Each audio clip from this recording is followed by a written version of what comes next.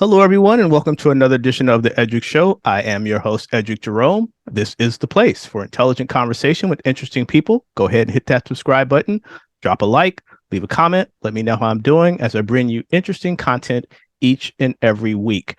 Very special guest today. My guest is producer and filmmaker Dru Holley.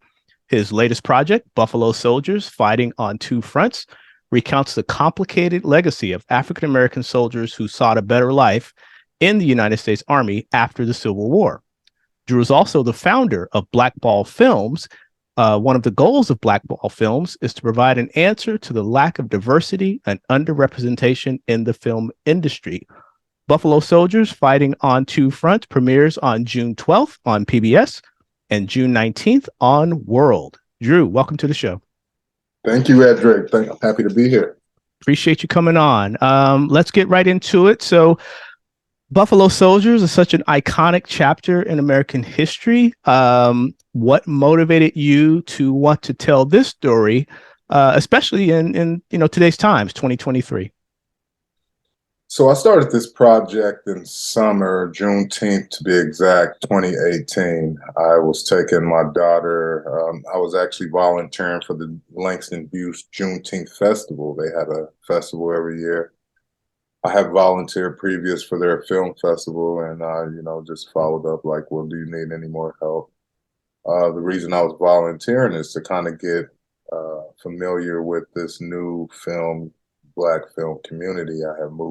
I'm a transplant from Denver, Colorado, up to the Seattle area. Um, while I was there getting some footage of the festival, and at that time it wasn't well attended, right? And that was something I was thinking like, man, I should do a documentary about Juneteenth and the history of Juneteenth. Because people have forgotten about Juneteenth. And this was just like, what, 5 years ago, and now it's a national holiday. And so I brought my little girl with me. She was 6 at the time. After a while, while I was getting footage, she checked out the festival, and then I heard her say, "Ooh, horsies." Hmm. I looked up from my camera, and I seen this uh, all black regiment galloping up the hill on horseback, straight out of the 19th century. Um, I was in awe. My daughter was then like, "Who are they, Daddy?" And I was stumped for a moment. Like, who are these fellas? Then suddenly it dawned on me. I said, I think these are the Buffalo Soldiers. I was a little sad that she had, that she probably wasn't going to be taught this history, and that I had forgotten this history. So being the filmmaker that I was, I went this direction as a elder in my community to continue to pass the baton and to pass down the story to my daughter and other youth. I imagine putting together a documentary like this takes a lot of research and talking to people, talking to scholars. So what were some of the materials you used, primary source materials? I mean, were there things like journals, diaries? And if so, what were some of the things that really stood out to you that people may not be aware of about the history of the Buffalo Soldiers? Yeah, we use a lot of General Charles Young, who was a colonel at the time. He had just recently been promoted after his death 50 years later to brigadier general. He had a lot of material, and there was a few diaries in the Pacific as we were in Panama and Guam. There was also some journals from the wives of officers where the Buffalo Soldiers' name was first mentioned in a publication. Um, but unfortunately, a lot of this black soldier in the military is collectibles, and collectors have them in their personal portfolio. So finding this material wasn't easy, right? But thank God for men like Anthony Powell, who has his own amazing collection, and he was able to supply us with uh, you know, a lot of images, a lot of journals. We have some of Moses Williams and Kathy Williams, actually their medical records and uh, re-enlistment and uh,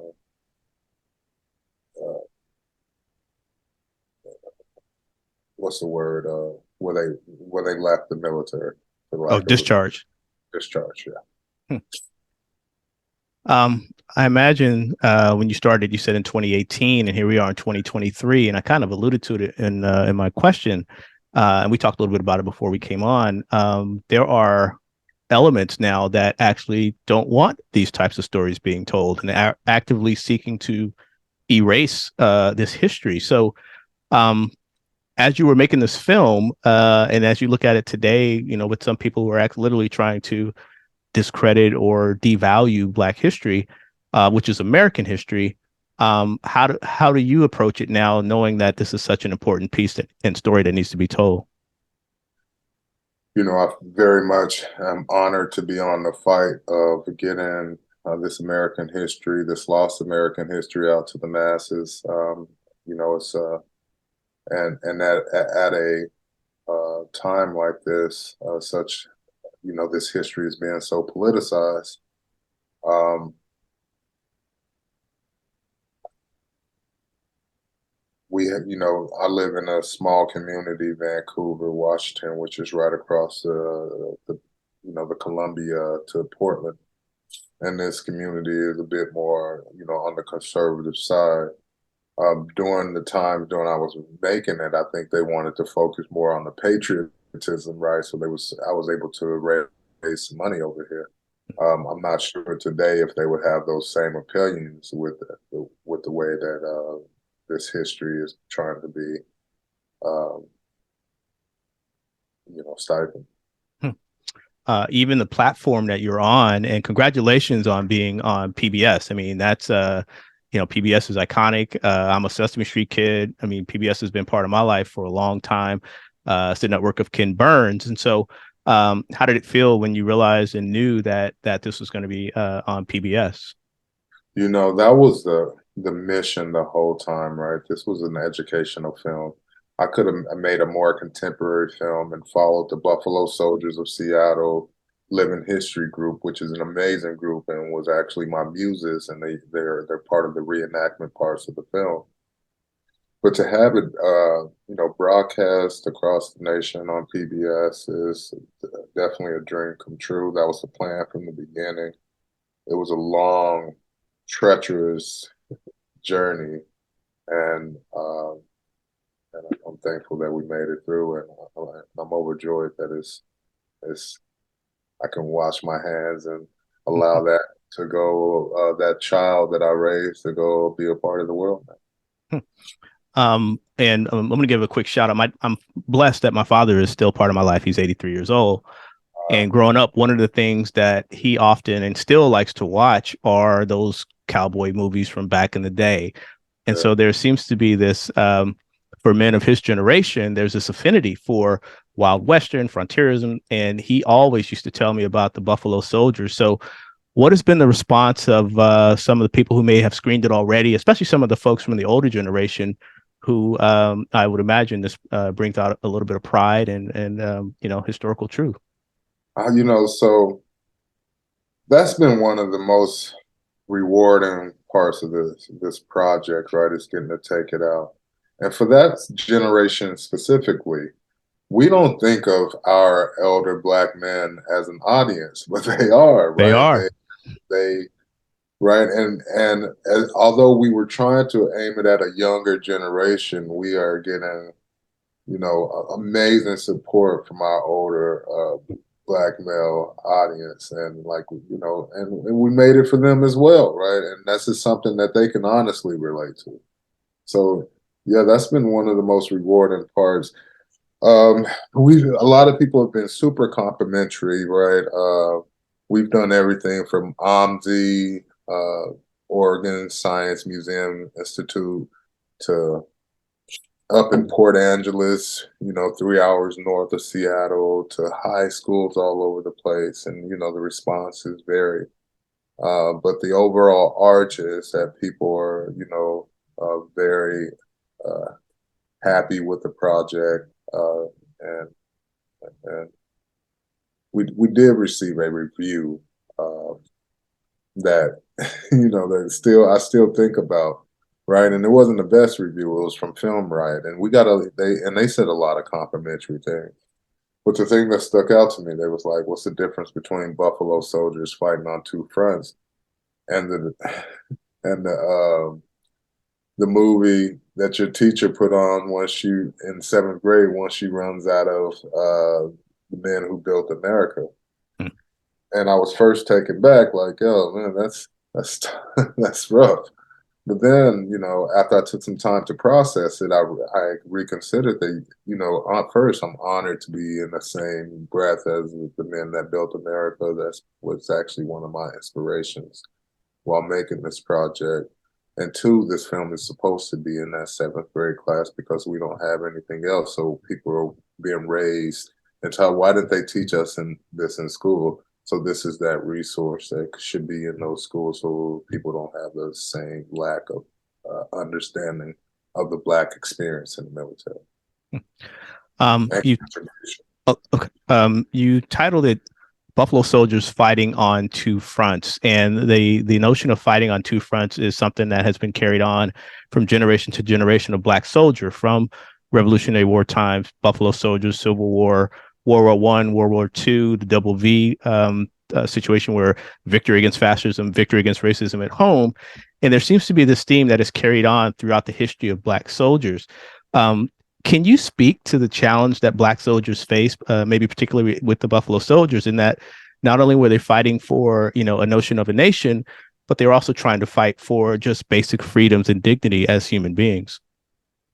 Yeah, we struggled with that title of the film for a long time. We couldn't just name it Buffalo Soldiers, right? It needed a subtitle. And the thing that kept jumping out to us, and even Ranger Shelton Johnson, says it in an interview. He was like, these men were always fighting on two fronts. They're fighting who the commander says they have to go fight, and they're also fighting the commander, right?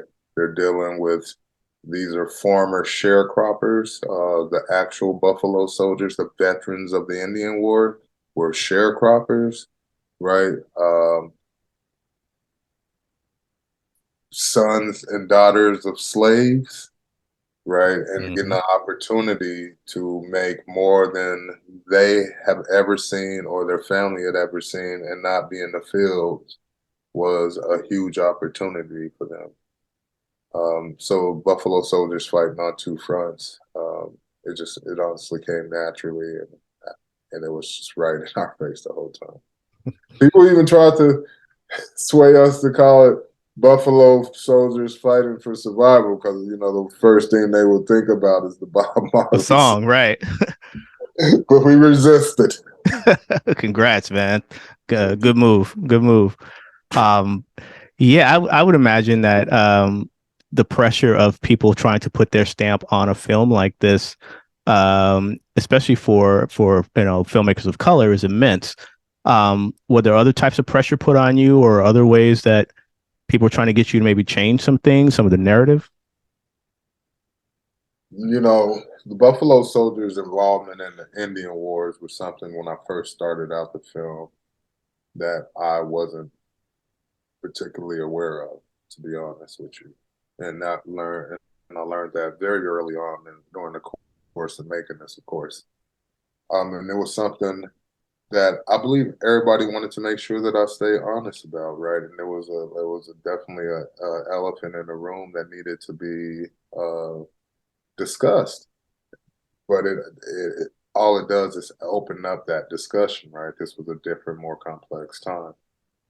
Um, yeah, you have editors. I went through three different editors. They all had their own style and opinions, and producers, right, who wanted to add their input. And so to keep your own, again, we wanted to make something that would not be old next year. If we made Mm. something more contemporary now, then next year it seems you know, it's old. We got masks on now.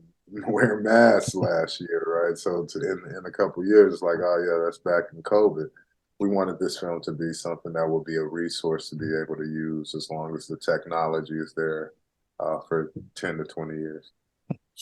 Another aspect is you were giving me a little advice before we came on about having a team. And so, in addition to yourself as being the producer and the filmmaker, who are some of the folks on your team that helped you get this project complete?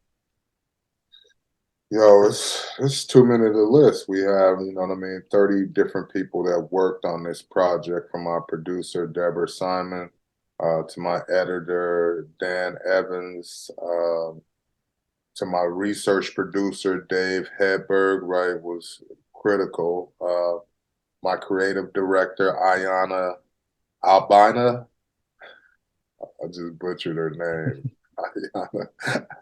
Ayana Amanda, excuse me.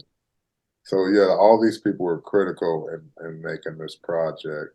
One thing I learned when I was transplanted back here to when I transplanted to the Pacific Northwest, I was a one-man band in Colorado. I was making web videos. It was, I wasn't making enough, I wasn't making a lot of money. And the projects, you could tell they wasn't great because I was trying to do everything. Coming up to the Pacific Northwest, I got a chance to take like 2 steps back, and I became a production assistant, Mm. right? It's not trying to make my own film. I was working on the overall Amazon commercial or web commercial or something like that. But these were like hundreds of $1,000 commercials, Right. and they have people who are experts in their part. So I was able to see how a real behind the scenes, how these really sets work and operate. And I was able to transfer that into my company, Blackball Film, and into the work of Buffalo Soldiers Fighting on Two Fronts. Let's talk about Blackball Films. First of all, where did your love for filmmaking and doing this type of work come from? Where'd you grow up? And then add to that, tell me about Blackball Films. So I remember very early on in my life, I was able to watch TV, and I've always loved TV. But there was a point where I was able to start to see that these people were acting and that this show wasn't real life, that it was a show. And I was able to see behind the performance, right? I Mhm. was able to see the set very early on.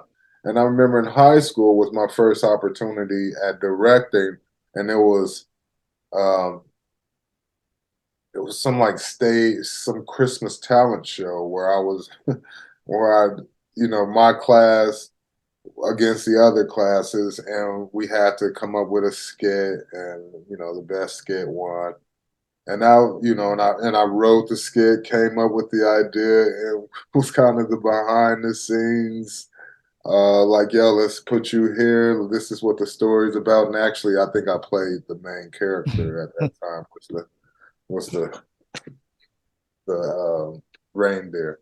But we got second place. There was out of the 3 classes, so that was my first jumping into directing and kind of understanding the behind the camera world.